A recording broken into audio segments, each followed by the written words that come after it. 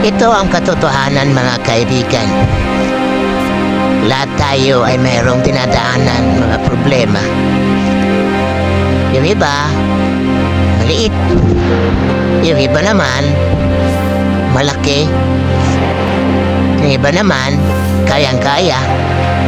At yung iba naman, ay akala nila hindi na makaya.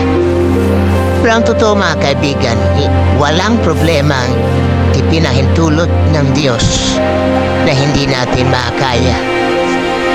Ang atin lang gagawin, huwag mong masyadong isipin ang problema. Gawin mong huwag kang mag-isip ng mga negatibo. Mag-isip ka ng positibo na balang araw ay makakaraos ka rin. Walang problema ang hindi nalulutas. Walang problema ang tumatagal. Walang problema ang habang buhay mong tinitiis. Ang problema, ipinahintulot ng Diyos yan dahil merong kaukulang solusyon dyan. Kaya mga kaibigan, may problema ka man, huwag mong isipin masyado.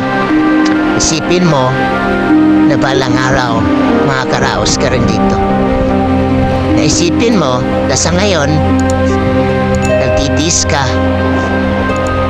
pero sa bandang unahan natitikman mo rin ang inaasam-asam mong magandang buhay.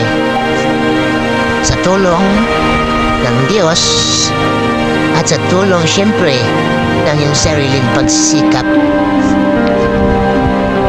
Iba-iba man ang ating problema, iba-iba man ang solusyon. Napapagod naman tayo, yung iba nahihirapan. Pero huwag kang sumuko. Patuloy lang kasama ang pagdadasal at gabay at tulong ng ating Panginoon. Marami pong salamat.